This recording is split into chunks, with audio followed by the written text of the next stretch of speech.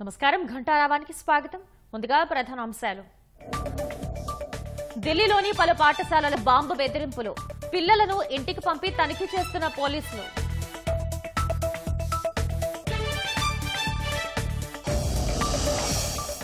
ఆగ్నేయ బంగాళాఖాతంలో కొనసాగుతున్న అల్పపీడనం, ఈ నెల 15 వరకు రాష్ట్రంలో మోస్తరు వర్షాలు.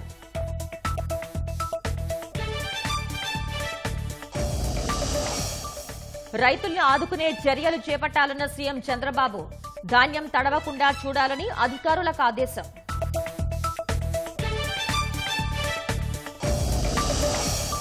సిఆర్డీఏ ప్రధాన కార్యాలయం డిజైన్ పై ఓటింగ్, వారం పొడిగింపు.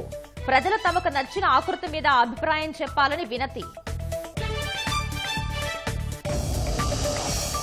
సిరియా పునర్నిర్మాణం చాలా కష్టమేనంటున్న విశ్లేషకులు, ముందు జాతుల మధ్య ఘర్షణకు కృషి చేయాలని సూచన.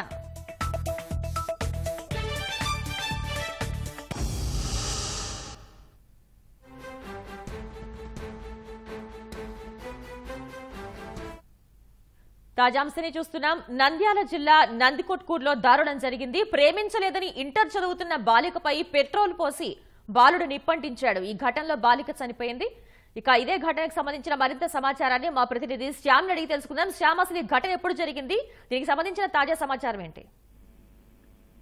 మనకు అందుతున్నటువంటి సమాచారం ప్రకారం, పోలీసులు చెప్తున్న దాని ప్రకారం వేకోజామున ఈ ఘటన జరిగినట్లుగా చెప్తున్నారు. ప్రధానంగా నందికొట్కూరు పట్టణంలోని బైరెడ్డి నగర్ లో అవ్వాతాతల దగ్గర ఇంటర్మీడియట్ రెండో సంవత్సరం చదువుతున్నటువంటి బాలిక వారి దగ్గరే ఉంటూ పట్టణంలోని ప్రైవేట్ కళాశాలలో ఇంటర్ సెకండ్ ఇయర్ చదువుతుంది. అయితే సపరేట్ రూమ్ ఉంది. ఆ రూమ్ లో ఆ అమ్మాయి చదువుకుంటుంది, అక్కడే ఉంటుంది. పక్కనే ఆ రూమ్ నానుకొని మరో రూమ్ లో అవ్వ తాత ఉంటారు.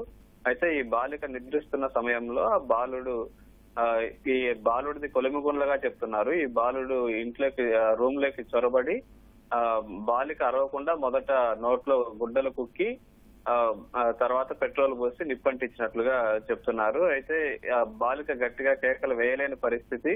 అయితే ఏదో జరుగుతుందని అనుమానం వచ్చినటువంటి స్థానికులు వెంటనే ఆ గదిలోకి ప్రవేశించే ప్రయత్నం చేశారు. ఈలోగా బాలిక మంటల్లో ఉంది. అయితే బాలుడు కూడా తాను బాలికకు నిప్పంటించిన తర్వాత తాను కూడా నిప్పు పెట్టుకున్నట్లుగా తెలుస్తోంది. అయితే ఆ బాలుడికి కూడా తీవ్ర గాయాలయ్యాయి. అయితే ఆవేశం తట్టుకోలేక స్థానికులు, బంధువులు బాలుడిని కూడా దేహశుద్ధి చేశారు. వెంటనే కర్నూలు సర్వజన వైద్యశాలకు బాలుడిని తరలించారు. ఈ మంటల్లో చిక్కుకొని బాలిక అక్కడికక్కడే మృతి చెందింది.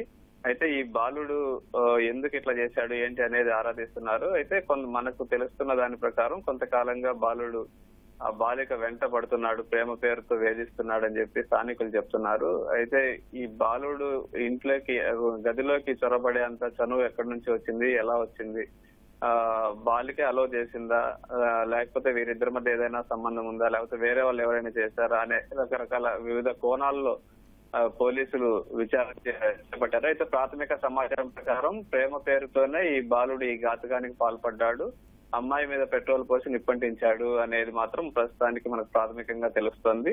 మొత్తానికైతే ఈ దారుణ ఘటన చోటు చేసుకుంది. నందికొట్కూరు పట్టణంలో ఒక రకమైనటువంటి ఇట్లాంటి ఘటన జరగడం అనేది చాలా దారుణంగా భావిస్తున్నారు. ప్రస్తుతానికి బాలుడు కర్నూలు సర్వజన వైద్యశాలలో చికిత్స పొందుతున్నారు. బాలుడికి కూడా తీవ్ర గాయాలయ్యాయి. స్థానికులు కొట్టారు, నిప్పు అంటించుకొని తాను కూడా గాయాల పాలైనారు. అయితే ప్రస్తుతం అతని పరిస్థితి విషమంగానే ఉన్నట్లుగా తెలుస్తోంది. ధన్యవాదాలు శ్యామ్.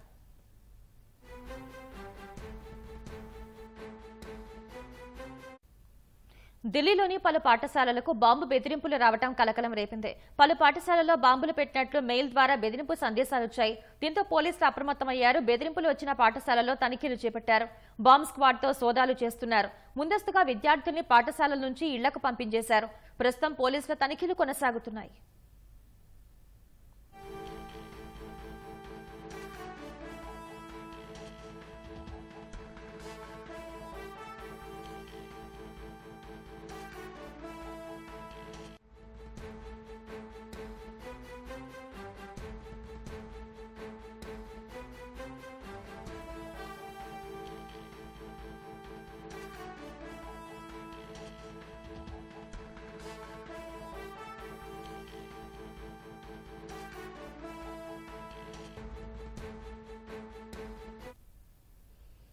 ఆగ్నేయ బంగాళాఖాతంలో అల్పపీడనం కొనసాగుతోంది. అది పశ్చిమ వాయువ్య దిశగా కదులుతూ 24 గంటల్లో మరింతగా బలపడే అవకాశం ఉన్నట్లు వాతావరణ శాఖ తెలిపింది.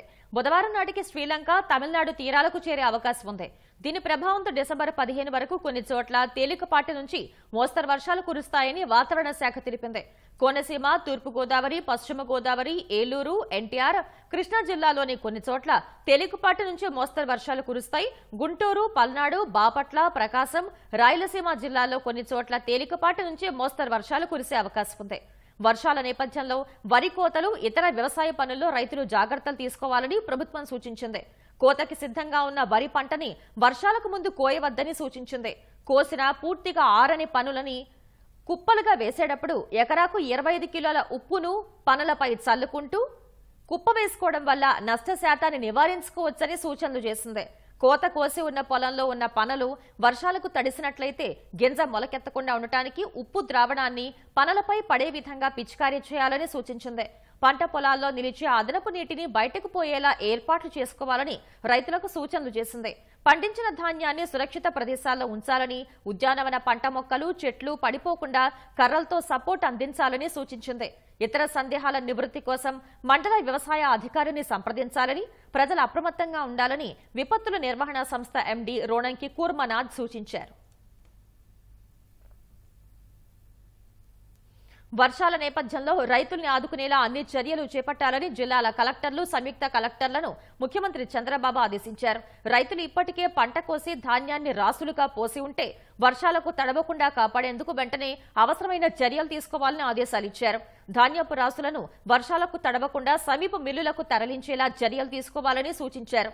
ధాన్యం రాసుల్ని తడవకుండా కాపాడుకునేందుకు అవసరమైన టార్పాలిన్లను రైతులకు సమకూర్చాలని కలెక్టర్లను ఆదేశించారు. వర్షాలు పడే సమయంలో రైతులెవరూ పంట కోత చేయకుండా వ్యవసాయ శాఖ సూచనలను రైతులందరూ పాటించేలా చూడాలని కలెక్టర్లు, జాయింట్ కలెక్టర్లను సీఎం చంద్రబాబు ఆదేశించారు.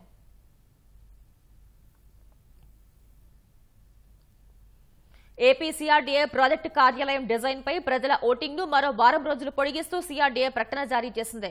డిసెంబర్ 14వ తేదీ వరకు ఓటింగ్ గడువు పెంచుకుంటూ నిర్ణయం తీసుకున్నారు. ఏపీ సీఆర్డీఏ ప్రాజెక్టు ఆఫీస్ భవనం ఎలా ఉండాలి అనే దానిపై వెబ్సైట్ ద్వారా చేపట్టే పోలింగ్ నవంబర్ 30 నుంచి డిసెంబర్ 6వ తేదీ వరకు నిర్వహించారు. ప్రజల నుంచి మంచి స్పందన వచ్చింది. అయితే మరింత మంది ప్రజల్ని ఈ కార్యక్రమంలో భాగస్వాముల్ని చేసేందుకు సీఆర్డీఏ అధికారులు మరో 7 రోజుల పాటు ఓటింగ్ అవకాశం కల్పిస్తూ నిర్ణయం తీసుకున్నారు. ఈ నెల 14వ తేదీ వరకు ప్రజలు వారి అభిప్రాయాలను తెలియజేసే అవకాశం ఇచ్చారు. రాజధాని నిర్మాణంలో ఇప్పటికే ప్రతి అంశాన్ని ప్రజలకు నచ్చిన విధంగా వారి ఆమోదంతో చేసుకుంటూ ముందుకు వెళ్తున్న సీఆర్డీఏ అధికారులు ప్రజల్ని మరింత దగ్గర చేయాలని నిర్ణయించారు.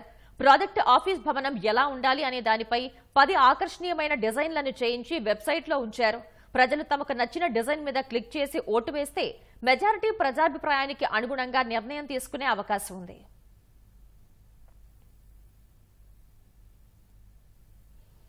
వైసీపీ ప్రభుత్వ నిర్లక్ష్యంతో పట్టణ స్థానిక సంస్థల్లో అధ్వానంగా తయారైన రహదారుల్ని పీపీపీ విధానంలో అభివృద్ధి చేసేందుకు అధికారులు సన్నాహాలు చేస్తున్నారు. 16 నగరపాలక సంస్థల్లో మొదటి విడతగా 642 కిలోమీటర్ల మేర రహదారుల అభివృద్ధికి సమగ్ర ప్రాజెక్టు నివేదికలు రూపొందిస్తున్నారు. విశాఖలో అత్యధికంగా 253 కిలోమీటర్లు, మిగతా చోట్ల కనిష్టంగా 5, గరిష్టంగా 83 కిలోమీటర్ల మేర రోడ్లు అభివృద్ధి చేయనున్నారు. ప్రభుత్వ ఆమోదం లభించగానే టెండర్లు పిలుస్తారు. పట్టణ స్థానిక సంస్థల్లో కీలకమైన రహదారుల నిర్వహణను గత ప్రభుత్వం గాలికి వదిలేసింది. కొన్ని చోట్ల పాలకవర్గం అధికారులు చొరవ తీసుకుని మరమ్మతులు చేసినా బిల్లులు రాకపోవడంతో గుత్తేదారులు హడలిపోయారు. దీంతో పురా నగరపాలక సంస్థల్లో రోడ్లన్నీ గోతులమయమయ్యాయి. టెండర్లు దక్కించుకునే గుత్తేదారులు రోడ్ల అభివృద్ధికి పెట్టుబడులు పెట్టి వాటిపై 10 ఏళ్లలో వివిధ రూపాల్లో వచ్చే ఆదాయం తీసుకునేలా కూటమి ప్రభుత్వం ప్రణాళికలు చేస్తోంది. రోడ్లకు ఇరువైపులా, రోడ్ల మధ్యలో, ప్రచార బోర్డులపైన, వాహనాల పార్కింగ్ స్థలాలపై వచ్చే ఆదాయం గుత్తేదారులకే చెందుతుంది. ఇతరత్రా రుసుములపై వారికే హక్కు ఉంటుంది. రోడ్ల అభివృద్ధితో పాటు 10 ఏళ్ల వరకు వాటి నిర్వహణ బాధ్యత కూడా గుత్తేదారులదే. ఎక్కడా గోతులు లేకుండా చూడాలి. ఏ నగరమైనా అభివృద్ధి చెందాలంటే ఆదాయ వనరులు సరిపడినన్ని ఉండాలి. పన్నుల వసూలు ప్రక్రియ సక్రమంగా జరగాలి. అలా కాకుంటే నిధుల కొరత ఏర్పడి అభివృద్ధి మందగిస్తుంది. విజయవాడ నగరపాలక సంస్థ పరిస్థితి ప్రస్తుతం ఇలానే తయారైంది. రావాల్సిన పన్నులు దాదాపు 160 కోట్ల రూపాయలు పెండింగ్లో ఉన్నాయి. దశాబ్దాలు గడుస్తున్నా వసూలు కావటం లేదు. విజయవాడ నగరపాలక సంస్థలో పన్ను బకాయిలు దశాబ్దాలుగా పేరుకుపోయాయి. ఆస్తి పన్ను, ఖాళీ స్థలాల పన్ను, వ్యాపార సముదాయాల నుంచి రావాల్సిన అద్దెలు, ఇలా 160 కోట్ల రూపాయలకు పైగా బకాయిలున్నాయి. పన్నులు, వ్యాపార సముదాయాల అద్దెలు చెల్లించలేమని 2011-2012లో కొంతమంది న్యాయస్థానాలను ఆశ్రయించారు. కార్పొరేషన్ పరిధిలో దాదాపు 1150కి పైగా ఇలాంటి కేసులున్నాయి. Vastralatha complex, NTR complex, Patamata VMC complex, Indira Gandhi municipal స్టేడియంలోని వ్యాపార సముదాయాల నుంచి కోట్లాది రూపాయల పన్నులు వసూలు కావాలి. ప్రకటన బోర్డుల ద్వారా రావాల్సిన బకాయిలు 15 కోట్లు. పార్కులు, పార్కింగ్ స్థలాల నుంచి రావాల్సిన పన్నులు చాలానే ఉన్నాయి. విజయవాడ బస్టాండ్ సమీపంలో ఉండే ఓ ఫుడ్ కోర్టు కొన్నేళ్ల నుంచి పన్ను చెల్లించడం లేదు. దీనివల్ల నగరపాలక సంస్థకు నిధుల కొరత తలెత్తుతోంది.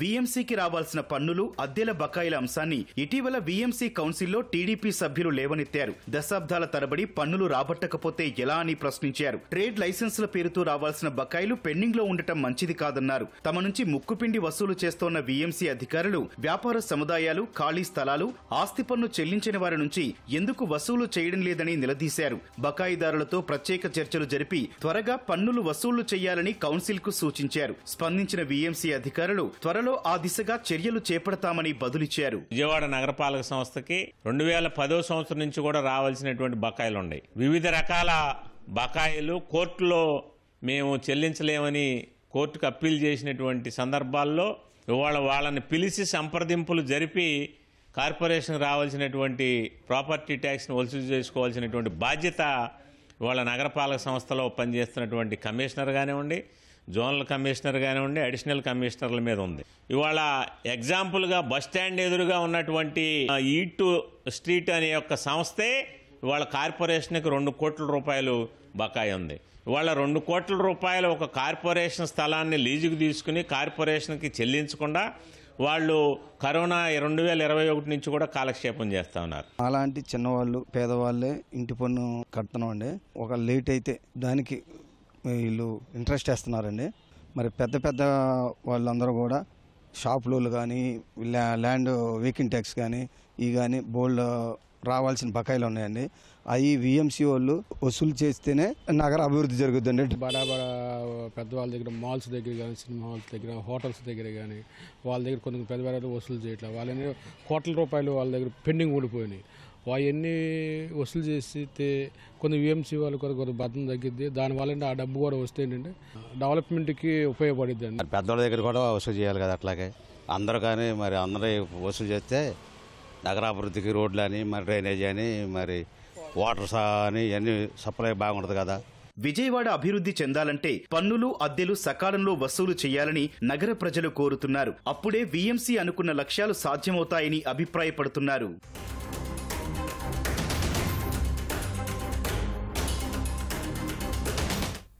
భారత్లోని జైళ్లలో ఉన్న ఉగ్రవాదులకు కీలక సమాచారాన్ని చేరవేసేందుకు పాకిస్తాన్ గూఢచార సంస్థ ఐఎస్ఐ కొత్త కుయుక్తులు పన్నుతున్నట్టు తెలుస్తోంది.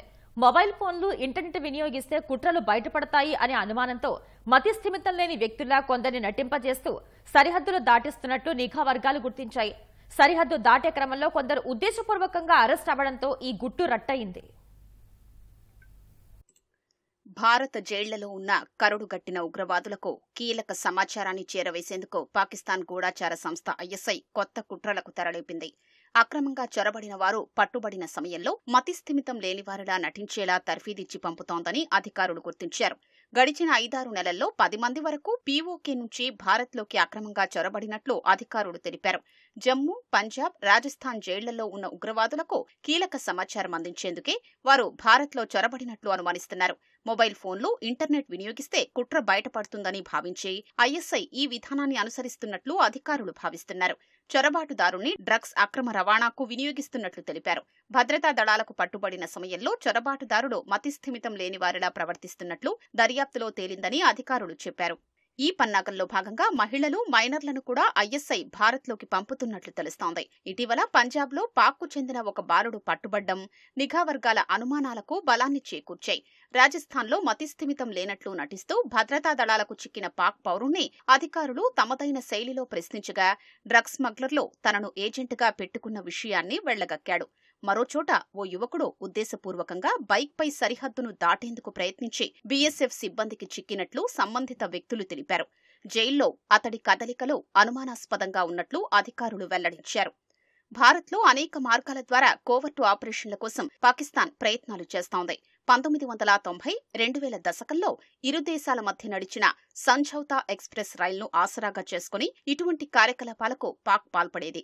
సవారీ ఆపరేటర్ల పేరుతో జరిగిన డ్రగ్స్ అక్రమ రవాణా, ఉగ్ర కార్యకలాపాలకు నిధులు సమకూర్చడం వంటి కార్యక్రమాల్ని అప్రమత్తతతో అధికారులు అరికట్టారు. భారత బలగాలు ఎంతమందిని అరెస్టు చేసినా ఎప్పటికప్పుడు కొత్త కుయుక్తుల్ని ఐఎస్ఐ రచిస్తూనే ఉంది. సిరియాలో అధ్యక్షుడు బషర్ అల్ అసాద్ శకం ముగిసింది. 6 దశాబ్దాల అసాద్ల కుటుంబ పాలనకు ఆ దేశంలో ఎట్టకేలకు తెరపడింది. ఇప్పటి వరకు సిరియా అంతర్యుద్ధంలో 10 లక్షలకు పైగా ప్రజలు ప్రాణాలు కోల్పోయారు. లక్షలాది మంది ఇతర దేశాలకు వలస వెళ్లి దుర్భర జీవితం గడుపుతున్నారు. అంతర్యుద్ధం కారణంగా సిరియాలో నగరాలు, పట్టణాలు, గ్రామాలు ఇలా దాదాపు 70% ఘర్షణలతో మరుభూములుగా మారాయి. కొత్తగా అధికారం చేపట్టేవారు జాతుల ఘర్షణ నివారణకు కృషి చేయాల్సి ఉంది. సిరియా పునర్నిర్మాణం చాలా కష్టమేనని విశ్లేషకులు భావిస్తున్నారు. పశ్చిమాసియా దేశం సిరియాలో అధ్యక్షుడు బషర్ అల్ అసాద్ శకం ముగిసింది. 2000 నుంచి దేశాన్ని పాలించిన ఆయన దేశాన్ని వదిలి పారిపోయినట్టు రష్యా ప్రకటించింది. 1971లో బషర్ అల్ అసాద్ తండ్రి హఫేజ్ అల్ అసాద్ పాలనతో కలిపి దాదాపు 6 దశాబ్దాలు సిరియాను ఉక్కు పిడికిలితో అసాద్ల కుటుంబం పాలించింది. అరబ్ వసంతం ప్రభావంతో 2011లో తిరుగుబాటు ప్రారంభం కావడంతో సిరియాలో అంతర్యుద్ధం మొదలైంది. అనంతరం సిరియా ఘర్షణల్లో Turkiye, Iran, America, Saudi Arabia, Qatar, హెజ్బొల్లాలు రంగప్రవేశం చేశాయి. దీంతో ఘర్షణలు మరింత ముదిరాయి. 2015లో తిరుగుబాటుదారుల దూకుడుతో అసాద్ అధికారం కోల్పోయే అంచుల వరకు వచ్చారు. ఆయన షియా వర్గమైన అల్లవీట్ వర్గానికి చెందినవారు. వీరి జనాభా సిరియాలో 12% మాత్రమే. దేశంలోని మధ్యధర తీర ప్రాంతమైన టార్టస్, లకాటియా ప్రాంతాల్లో వీరిదే మెజారిటీ. ఇక సున్నీలు మెజారిటీ వర్గం దేశమంతా ఉన్నారు. బషర్ షియా వర్గం కావడంతో ఇరాన్ రంగంలోకి దిగడంతో పాటు లెబనాన్కు చెందిన హెజ్బొల్లాను రంగంలోకి దించింది. మధ్యధర తీర ప్రాంతాల్లో రష్యాకు చెందిన అతిపెద్ద నౌకాదళ కేంద్రముంది. బషర్ అభ్యర్థన మేరకు రష్యన్ వాయుసేన రంగంలోకి దిగి తిరుగుబాటుదారుల కేంద్రాలపై దాడులు చేయడంతో వారు వెనక్కి తగ్గారు. ఇరాక్తో సరిహద్దు ప్రాంతమైన అల్ రకాలో ఐసిస్ ఉగ్రవాదులు పాగా వేయడంతో అది ఐసిస్ కోటగా మారిపోయింది. అనంతరం వీరి దారుణాలపై స్పందించిన అమెరికా, కుర్దు, యాజిదీ దళాలు దాడులు చేయడంతో ఐసిస్ తుడిచిపెట్టుకుపోయింది. పలుచోట్ల వేర్పాటువాదులు బలం పుంజుకోవడంతో సిరియా దేశంగా ఉన్నప్పటికీ కేవలం 60% భూభాగం పైనే అసాదు పాలన కొనసాగింది. వాస్తవానికి బషర్కు రాజకీయాలపై పెద్దగా ఆసక్తి లేదు. ఆయన పెద్దన్న బషీర్ రాజకీయ వారసుడిగా కొనసాగుతారని ప్రచారం జరిగింది. అయితే 1994లో బషీర్ రోడ్డు ప్రమాదంలో ప్రాణాలు కోల్పోయారు. దీంతో లండన్లో డాక్టర్గా ఉంటున్న బషర్ దేశానికి తిరిగి వచ్చారు. 2000వ సంవత్సరంలో అధ్యక్షుడు తండ్రి హఫేజ్ అల్ అసాద్ కన్నుమూయడంతో బషర్ను తదుపరి అధ్యక్షుడిగా ప్రకటించారు. సిరియా చట్టాల ప్రకారం అధ్యక్షుడిగా ఎంపిక కావాలంటే 40 ఏళ్లు ఉండాలి. బషర్కు అప్పటికి 34 ఏళ్లే. దీంతో ఆయన కోసం ప్రత్యేకంగా చట్టాన్ని సడలించారు. బషర్ ప్రవేశపెట్టిన ఆర్థిక విధానాలు దేశానికి నష్టంగా పరిగణించాయి. ద్రవ్యోల్బణం పెరిగింది. ప్రజాస్వామ్యం కోసం 2011లో పెద్ద ఎత్తున ఉద్యమాలు బయలుదేరాయి. వీటిని బషర్ నాయకత్వంలోని అనేక మంది పెద్దలు ఇనుప పాదంతో అణిచివేసేందుకు యత్నించారు. దీంతో ఎక్కడికక్కడ గొడవలు, బాంబు దాడులు, కాల్పులు రోజువారీ కార్యకలాపాలుగా మారాయి. సొంత దేశ ప్రజలపైనే రసాయన దాడులు, సిలిండర్ దాడులు చేసిన అపకీర్తిని అసాద్ మూటకట్టుకున్నాడు. ఇప్పటి వరకు ఈ అంతర్యుద్ధంలో 10 లక్షలకు పైగా ప్రజలు బలయ్యారు. లక్షల మంది ఇతర దేశాలకు వలస వెళ్లి దుర్భర జీవితం గడుపుతున్నారు. ప్రస్తుతం సిరియా పునర్నిర్మాణం చాలా కష్టమేనని చెప్పవచ్చు. నగరాలు, పట్టణాలు, గ్రామాలు ఇలా దాదాపు 70% ఘర్షణలతో మరుభూములుగా మారాయి. కొత్త అధికారం చేపట్టేవారు జాతుల ఘర్షణ నివారణకు కృషి చేయాల్సి ఉంది. అతివాదులు అధికారంలోకి వస్తే పశ్చిమ దేశాలు అంతగా సహకరించవు. పునర్నిర్మాణానికి లక్షల కోట్ల డాలర్లు కావాలి. అరబ్ దేశాలు అందించే సహకారంతో పాటు అభివృద్ధి చెందిన దేశాలు చేయూతనివ్వాలి. మరి సిరియాలో ఏం జరగనుందో కాలమే నిర్ణయిస్తుంది.